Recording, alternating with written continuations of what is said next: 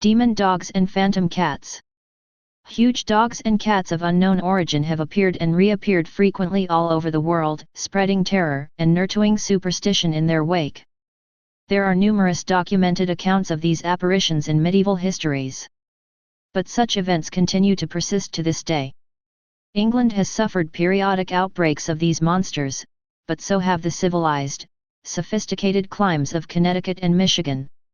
In many of these incidents, the creatures somehow materialized during violent thunderstorms. In 856 AD, a church in Trier, Prussia, was suddenly invaded by a dog of immense size during a storm which filled the place with such darkness that members of the congregation could hardly see each other. The floor seemed to open, according to the account in Annals Francorum Regum, and the huge beast rose up to run back and forth to the altar. Another ancient text, Chronicon Saxonicus, relates a similar incident 11 years later in 867 AD. A gigantic pig-like thing reportedly appeared in the church at Andover, Hants, England, on Christmas Eve, 1171. It dashed around the altar just as the priest was struck by lightning from within the church and killed. Incredible though it may seem, these monstrous pigs have been reported again and again in a long series of perplexing cases. Lightning often accompanies these manifestations. A Tudor historian named John Stow recorded the following in the 16th century: in the reign of King John, thunder and lightning killed many men and women and children, burnt cornfields and fishes of strange shape, armed with helmets and shields, like armed men were caught, only they were much bigger, giant fish clad in armor. There's an unbelievable for you. On August 4, 1577, lightning struck the church in Blythborough, Suffolk, killing 2 people and injuring several others. That same day a thing like a black dog materialized in a church in Bungay, England, causing some parishioners to die instantly. Meanwhile, 7 miles away in the church at Blythburgh, a similar giant dog killed 2 men and a boy. The Bungay monster allegedly left behind deep claw marks in the church masonry. There are numerous historical records of this frightening Sunday. Freakish footprints have a way of turning up during these outlandish events. According to the Chronicles of Abbot Ralph of Essex, following a horrible electric storm in England on July 29, 1205, monstrous tracks were seen in several places, and of a kind never seen before. Men said they were the prints of demons. Enormous prints were supposedly left behind by the huge flying black horse that thundered across York, England, during a lightning storm in 1065. Abbot Ralph's account indicates that York experienced another rash of strange footprints in the years 1189 to 99, in the time of King Richard I, of England. There appeared in a certain grassy, flat ground human footprints of extraordinary length, and everywhere the footprints were impressed the grass remained as if scorched by fire. Flying horses and smoldering footprints only mark the beginning of our narrative. Those were the centuries of dragons and assorted monsters of every description. Most of the records of the times were kept by no-nonsense priests and clergymen who played down the sensational aspects of many of these events, making it necessary to check and cross-check many different records before the full story can be assembled. Perhaps the Burning Man of Germany, circa 1125, had some remote connection with the scorched footprints of York. In the old book Deutsche Sagen this strange report appears. In this year, AD 1125, a fiery man was haunting the mountains like an apparition. It was just at midnight and the man went from one birch tree to another, and set it ablaze. The watchman said he was like a glowing fire. He did that for 3 nights, and then no more. George Milton Berger, living in a hop field near Railbach in the district of Freinstein, explained, on the first appearance on Sunday night, between 11 and 12 o'clock, far from my house, I saw a man burning all over with fire. One could count all the ribs on his stomach. He continued his way from one landmark to another until after midnight he suddenly vanished. Many people were fear-stricken by his appearance because through his nose and mouth he belched fire while dashing hither and thither in all directions.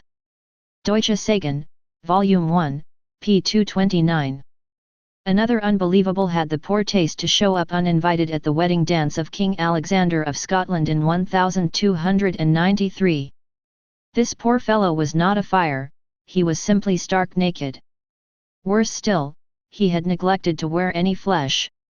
He appeared in nothing but his bare bones, according to the court records, and managed to put quite a damper on the wedding festivities. 500 years before this black period, a plague of frightening and terrible animals swept over the Middle East, killing many people in Armenia and Assyria.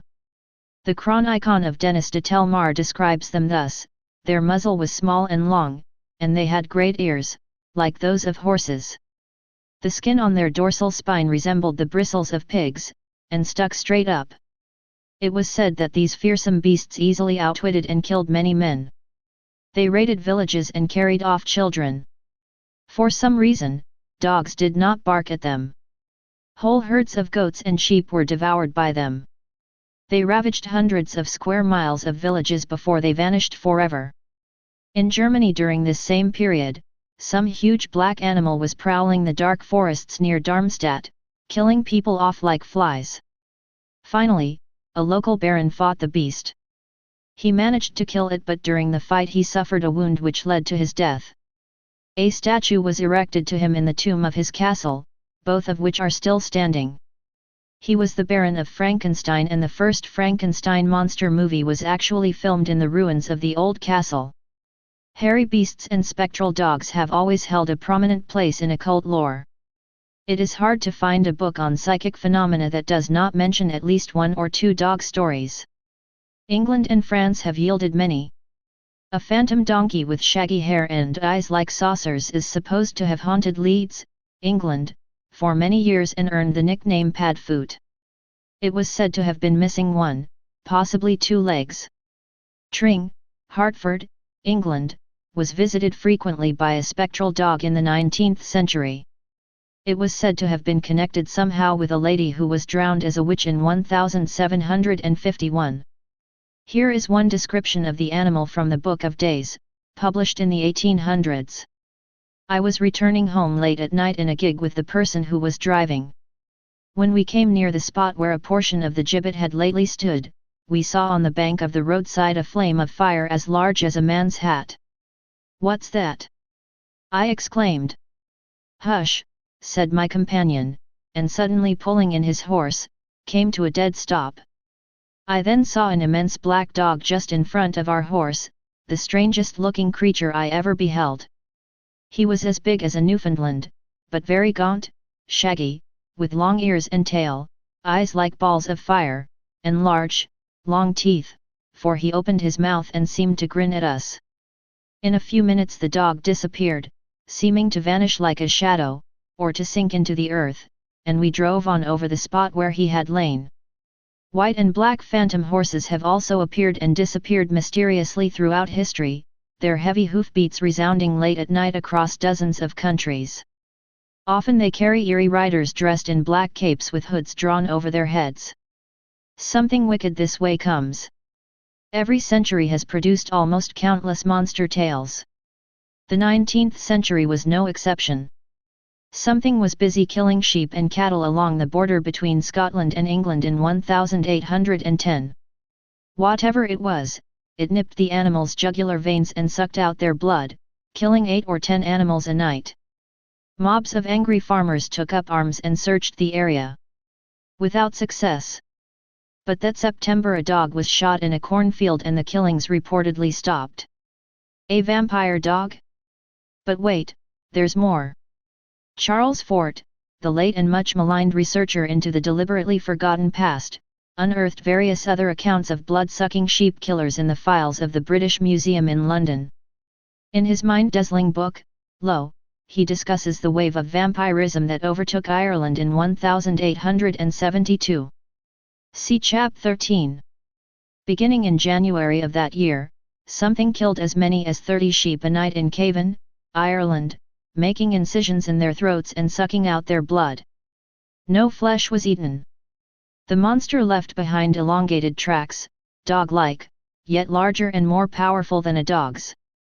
The menace spread to other communities and counties, while angry armed men scoured the countryside, blasting away at stray dogs. By April 1874 the beast was prowling around Limerick, 100 miles from Cavan, and several people were reportedly attacked and bitten by it. The Cavan Weekly News for April 17 stated that several of the victims had been placed in an insane asylum because they were laboring under strange symptoms of insanity. Damn the dearth of details in the Irish and British press. Journalists of that period had a frustrating way of writing ambling essays which only hinted of the facts. Could those victims in Limerick have been suffering from hydrophobia, rabies? Louis Pasteur did not develop his cure of inoculation until 10 years later, in 1884. One of the great classics of vampirism took place at Croglan Hall, an estate in Cumberland, England, in the summer of 1875. Miss Amelia Cranswell was awake in bed when an eerie, skeleton-like figure broke open her window and barged into her boudoir. Her screams alerted her two brothers, Edward and Michael, who broke down a locked door to reach her. They found her unconscious with blood pouring from wounds in her throat and shoulders. They saw the figure loping across the lawn outside and pursued it, but it got away. Other women in the neighborhood reported similar attacks by a grisly, bony apparition. The senseless wave of sheep killings also took place in Cumberland County and was repeated throughout England years later. In 1905 the mysterious marauders were on the prowl again, this time near Badminton, England. Dogs were shot. The sheep killing continued sporadically. Posses of irate farmers were formed, ready to blast anything that moved near their grazing fields. By December a total of 30 sheep had fallen prey to the bloodsucker near Gravesend alone. A police sergeant in Gloucestershire, talking to a reporter from the London Daily Mail, remarked, "I have seen 2 of the carcasses myself and can say definitely that it is impossible for it to be the work of a dog. Dogs are not vampires, and do not suck the blood of a sheep, and leave the flesh almost untouched." Not a dog? What was it, then? A bat? But animal and human victims of the tiny vampire bats do not die immediately, even when infected with rabies. And the little bats can hardly drink them dry of blood. Furthermore, there were no known vampire bats in Europe. As for wolves, the last known wolf was killed in 1712 in Ireland. Then, as in all the previous cases, the killings stopped and the monsters simply vanished. This is an important characteristic of these incidents. These monsters appear for only a short time, are seen by many people, commit all kinds of outrageous acts, and then vanish without a trace. In March of 1906 something was prowling around Windsor Castle, attacking sheep. 17 miles away, near Guildford, the mystery monster slaughtered 51 sheep in a single night. Another kind of monster turned up in Russia in 1893, terrorizing the district of Orel, south of Moscow. It chose to attack women and children, killing several. Surviving victims described it as being a long, black creature with a blunt muzzle, round, stand-up ears, and a long, smooth tail. The army was sent out to track it down, beating the bushes and covering every square inch of ground in the affected area. It left behind enormous dog-like footprints. Nothing more. October 1925, Edale, Derbyshire, England. Herds of sheep were being destroyed by a huge black animal that ripped its prey to shreds. This one was not a bloodsucker. The usual armed bands launched a search. The killer was never caught or identified. On August 1, 1966, the Associated Press reported that a frightening animal was loose in Jessore, East Pakistan. It killed a baby girl, mauled a rickshaw driver and a woman, and destroyed a number of cattle. The town lived in terror for several days while police and soldiers conducted a fruitless search. According to the police, the creature appeared only at night and vanished immediately after attacking people. Apparently it was not a tiger or any other known animal. Packs of ferocious wild dogs still inhabit the deep bush in India, although their numbers have been thinning in modern times. They have reddish-brown hair and look exactly like what they are, mean dogs. They have been known to attack cattle and even human beings. Generally speaking, however, they regard man as their natural enemy, as do most wild animals, and try to steer clear of them. It is unlikely that a pack of these dogs could have traversed the almost impassable Himalaya mountains into Russia in 1893, and then could have swum to England to feast upon the king's sheep. No. Something else is abroad here. Something that kills by making almost surgical-like incisions and then drains off the blood. Once the deed is done, the perpetrators vanish into thin air. For over 25 years there has been a continuous wave of these vampiric attacks throughout the world, particularly in the thinly populated states of Colorado, Wyoming, and Texas. Thousands of animals have met sudden death in inexplicable ways, perplexing the authorities and keeping assorted cultists in constant turmoil. This mystery will be discussed further in Chapter 13. In West Virginia and Ohio, where UFOs and monsters have also been active, cattle and dogs have met a sudden and enigmatic end. One cow was sliced neatly in half, as if by a giant pair of scissors, in Ohio in December 1967. Numerous dogs have been found with their blood gone and no trace of injury on their corpses. Probably events of this sort have been occurring regularly throughout history, but only those which inspire large panics have received any notoriety and been recorded in the newspapers and history books. We can assume that for each published incident there may have been scores of others that have passed unnoticed and are now totally forgotten. The history and folklore of almost every country in the world, extending back to ancient times, are filled with stories of monstrous hairy creatures who attacked and slaughtered domestic animals and human beings and then managed to elude armies of pursuers. These incidents undoubtedly contributed to the massive, unscientific literature on werewolves, animals which were actually evil human beings in magical disguises. There have been so many cases of this sort of thing that we even have a word for it, lycanthropy. Most languages have a definitive term for werewolf. In France they are loup-garou, in Spanish, la bambra, in Portuguese, la bomeme. Wolves are nasties in any language. Fortunately, they are now extinct, or almost extinct. Fearsome packs of the marauding beasts are now quite rare, except for remote regions of northern Canada and obscure sections of Russia. But occasionally a wolf still turns up in the United States. Mr. Marvin Meade shot one in March 1967, near Gorham, Illinois. His kill was so unusual that it was discussed in the local newspapers and he was paid a $15 bounty by the government of Jackson County. The werewolf, on the other hand, can presumably pop up anywhere and skillfully elude hunters, since it possesses human rather than animal cunning, being, according to folklore, a black magician in league with the devil. Could some men somehow transform themselves into fiendish hairy monsters which prowl when the moon is full? If this were even remotely possible, we might have a bizarre explanation for the horrifying animals which seem to appear and disappear so easily. It is ridiculous, of course, but remember that we are attempting to deal with the ridiculous and the unbelievable. Werewolves might properly belong in the ranks of the milk and hoop snakes. Then again, controversial religious texts dating back 2,000 years tell how Christ ordered his followers to stone a pitiful beggar. They were taken aback but obeyed, and as their stones fell upon the wretch he slowly changed into a loathsome hairy beast with fiery red eyes, having been the devil in disguise. For 25 years a gentleman named Peter Stubb allegedly terrorized the countryside of 16th century Germany by donning a magical belt made of wolfskin given to him by the devil, who was apparently one of his few friends, and transforming himself into a giant wolf. He specialized in killing hapless females, although he occasionally knocked off a cow or sheep just to keep his hand in. His own daughter had a child by him, adding incest to his long list of crimes. And during one dull season he killed and ate his own son. Finally, the agitated populace turned out with guns and dogs and tracked the monstrous wolf down. When they had it cornered at last, Herr Stubb appeared miraculously before their eyes. He was given a fair trial.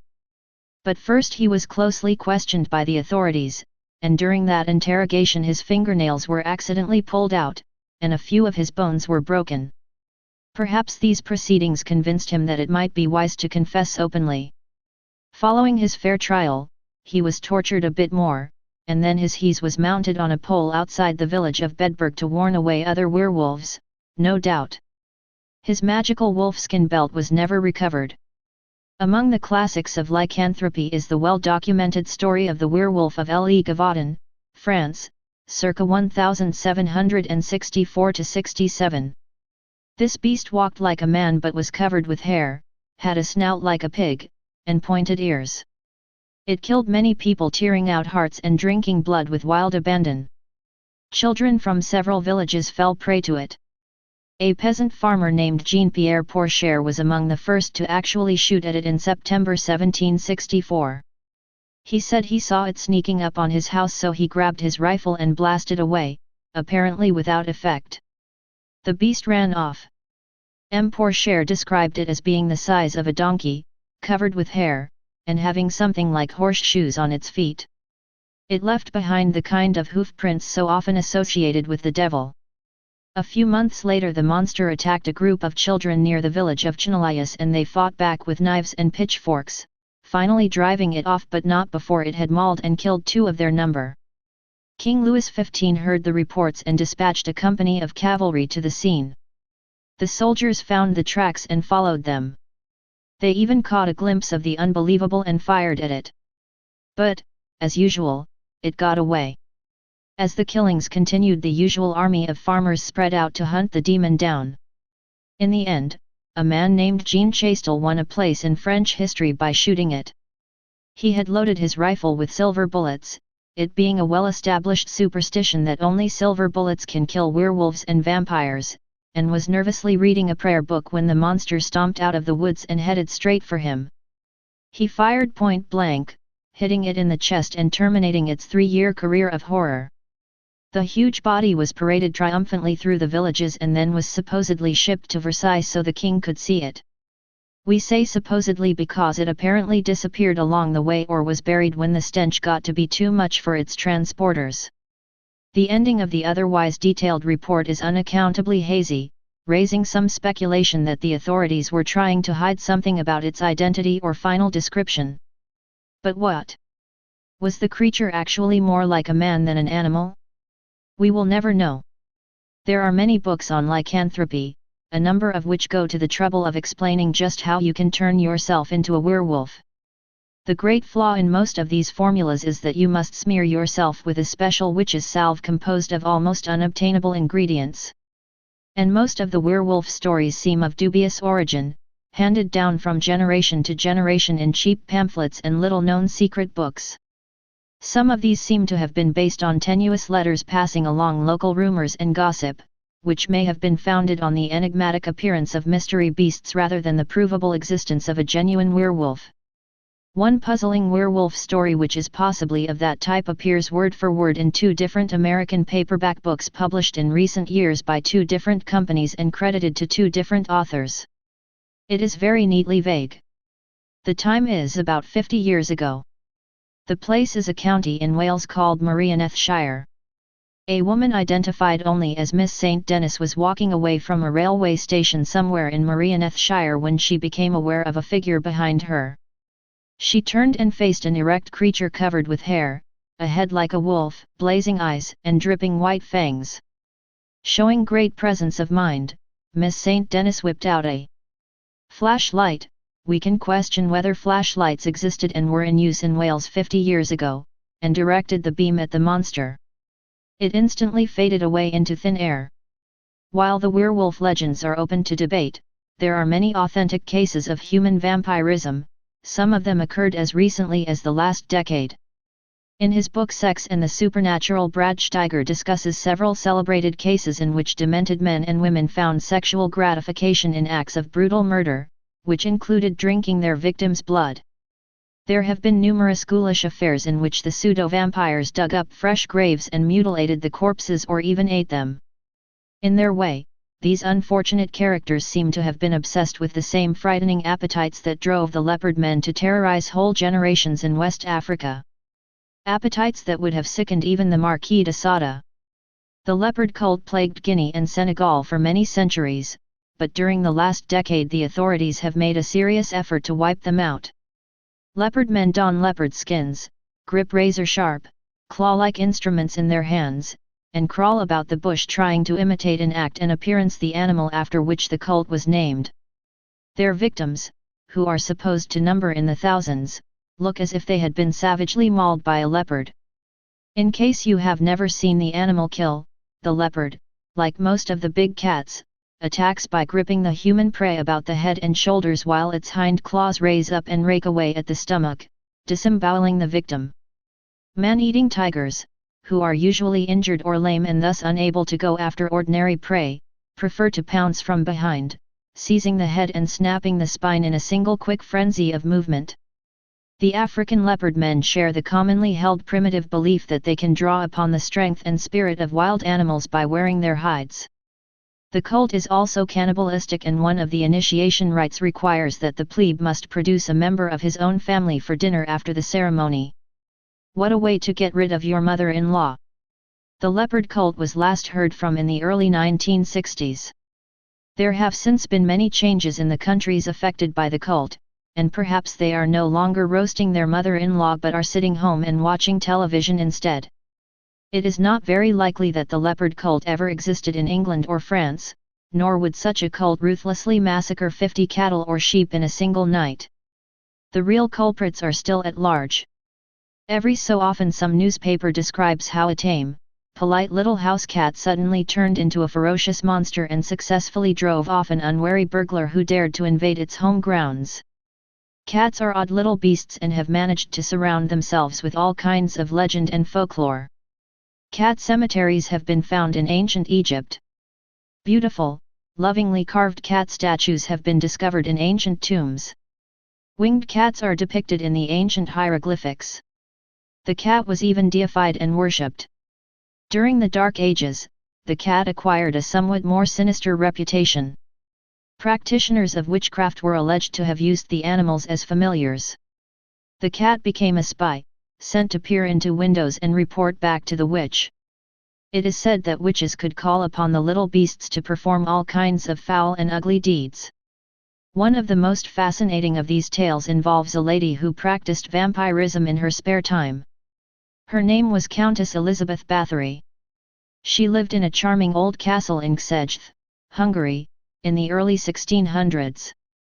Life was dull in Szeged, so the Countess developed a quiet little hobby.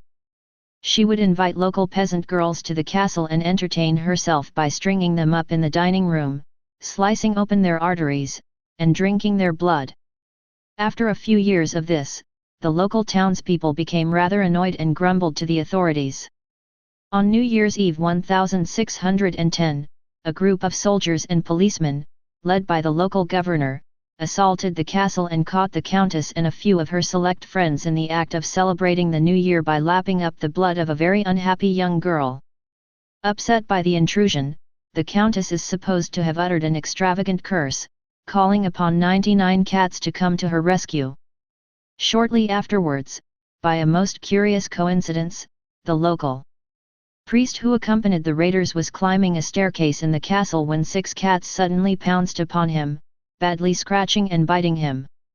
The soldiers chased the animals, but they seemed to vanish into thin air. The Countess became the subject of a sensational trial and, because she was of royal lineage, she was condemned to a life in solitary confinement. There are extensive records of this incredible affair, and you can find a carefully documented summary in William C. Brooks' Witchcraft. Events of this type were seemingly common up until the 18th century and undoubtedly contributed to the folklore surrounding witches and their evil cats.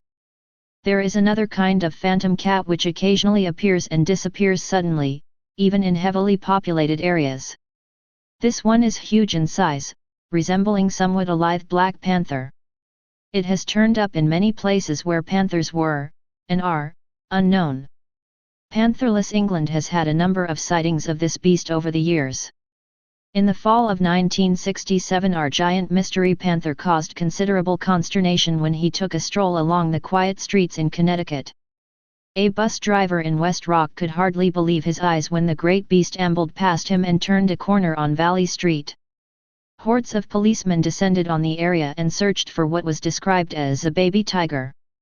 No circus or zoo was missing such a beast. No trace of it was found. Had the driver been mistaken? Soon afterwards, Connecticut State Senator Lucy T. Hammer and her husband Thorvald were sitting down to breakfast when a huge animal strolled past their home near Branford. "My husband went out and watched him walking in a most stately manner down our path," Senator Hammer said. "The animal went around a bend and my husband lost sight of him. He must have gone into the woods." Police and game wardens searched the Hammers' 40-acre estate. All they found was the carcass of a dead squirrel. It was sliced in half. A cat named Thomas was a nationwide sensation in 1959. His picture was published from coast to coast and he starred on several television shows. He was about the only interesting thing that ever happened to the little town of Pinesville, West Virginia, and its 700 hard-working inhabitants. Thomas was no ordinary cat. He possessed a pair of wings and whenever he got angry he would flutter them up and down like a grounded Goonie bird. Unfortunately he could not really fly. But that didn't seem to matter much to the long lines of open-mouthed West Virginians who happily paid 10 cents a head to glimpse this wonder. Young Douglas Shelton, 15, had captured the cat early in May 1959, while hunting in the hills. "My dog treed it," he explained later. "I almost took a shot at it with my .22, but then I saw it was a cat so I shinnied up the tree and caught it." He quickly realized that he had a most unusual prize. The animal had 2 peculiar lumps growing out of its back. Wings, without a doubt. "It wasn't wild," Doug said. "It acted like it was used to people. And its manners were pretty good until you pulled those wings. Then it would get mad and start clawing." He carried the cat home triumphantly and it adopted his family. Word soon flashed across the hills that a marvelous winged cat had been found and the stampede started. A reporter from the Beckley, West Virginia, Post-Herald, Fern Miniax, was one of the first to examine the animal with an objective eye. Although Doug had named the cat Thomas, Miniax discovered it was really a female. The name stuck anyway. "It's 30 inches long," Miniax reported, "has a tail like a squirrel, and 2 perfectly shaped wings, 1 on each side. The wings are boneless but evidently have gristles in them. Each wing is about 9 inches long.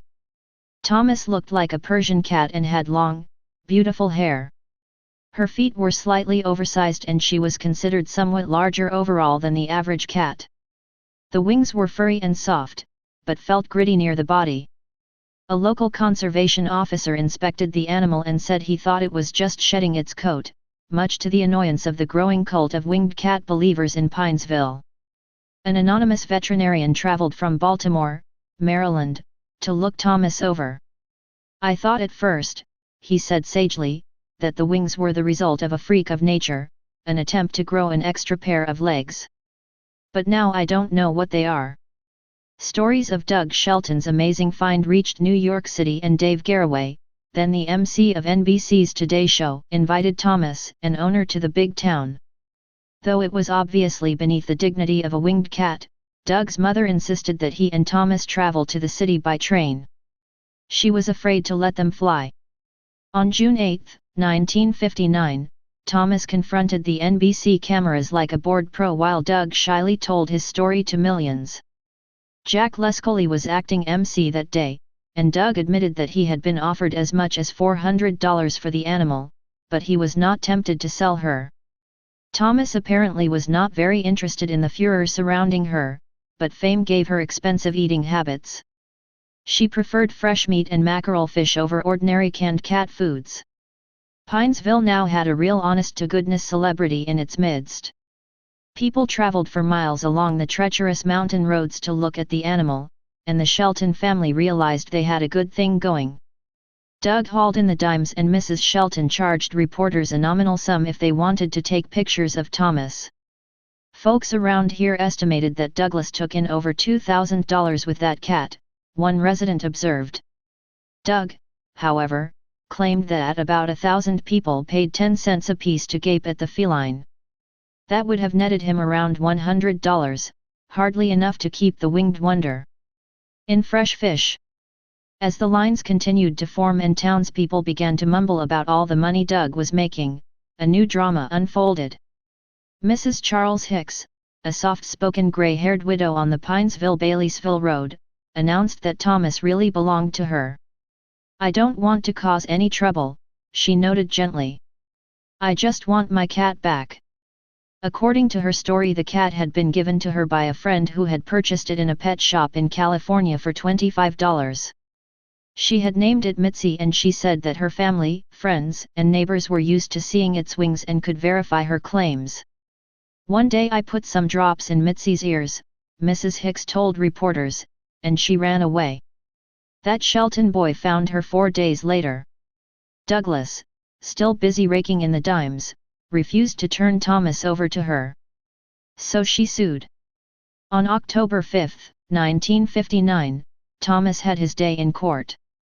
The circuit judge listened soberly to Mrs. Hicks' claim of ownership.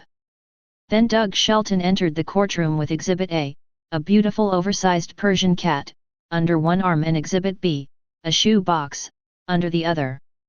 A surprised murmur rose from the crowd as Thomas studied the courtroom with haughty disdain. Something was missing. Thomas's wings were gone. "She shed her wings in July," Doug Shelton admitted in embarrassed tones. "There they are, Your Honor." He opened the shoe box and displayed 2 large balls of fur. "That is not my Mitzi," Mrs. Hicks snapped icily. The judge awarded Mrs. Hicks $1 in damages for her trouble. Doug Shelton was given full custody of the now rather ordinary cat. "We happened to pass through Pinesville in 1966, and we stopped and tried to locate, without success, the principals in this case. We can only assume that Thomas lived out her life in obscurity, surrounded by scrapbooks recounting her past glories. To hear the townspeople tell it, she was at least the richest cat in Pinesville. Winged cats are not as rare as you might think."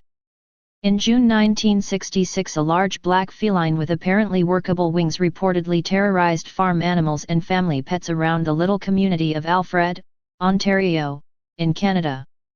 Ontario seems to have had an epidemic of winged cats that year. According to a UPI dispatch, one had been shot near the village of Lachute, about 24 miles north of Montreal, and another had been killed near Ottawa. Details on these 2 incidents were skimpy, and efforts to uncover more complete reports have been in vain. On Friday, June 24, 1966, a confectioner named Jean J. Rivera heard a noise outside his home in Alfred, and he saw something looking like a big black cat but with hairy wings on its back sailing after a neighbor's cat, a pet owned by the Arthur Lavole family. "It screamed like hell," Rivera said. "And it tried to get away by making gliding jumps of 50 or 60 feet, wings extended after a good running start. It could stay a foot or so above the ground." Rivera grabbed his rifle and blazed away, pumping 5 bullets into the howling, fluttering animal. "I couldn't believe my eyes when I saw the thing," Ontario Police Constable Terence Argall remarked. Rivera and Lavole had called the police immediately after shooting it. Its head resembled a cat's, but a pair of needle-sharp fangs 5/8 of an inch long protruded from the mouth, measurements showed, Argall continued. "It had a cat's whiskers, tail, and ears, and its eyes were dark, greenish, and glassy. I never saw anything like it before in my life. The animal's pelt was sleek black and it had a wingspan of 14 inches. It weighed about 10 pounds. After newspaper photographers took pictures of it, the carcass was buried in Rivera's backyard. But, like the Pinesville winged wonder, this story had a disappointing ending. A few days later the animal was exhumed and shipped off to the veterinary lab at Kemptville Agricultural School, where an autopsy was performed. The bat-like wings protruding from its back were found to be growths of thick, matted fur, the lab technicians announced. It was just an ordinary black cat. The explanation did not sit well with the townspeople, who had been terrorized by the thing for weeks and claimed they had actually seen it on the wing. Our scholarly conclusion is that 3 or more large black cats with growths of thick, matted fur and vampire bat-type fangs visited Ontario in 1966. One of these days some of their relatives may come back. Stay paranoid, my friends.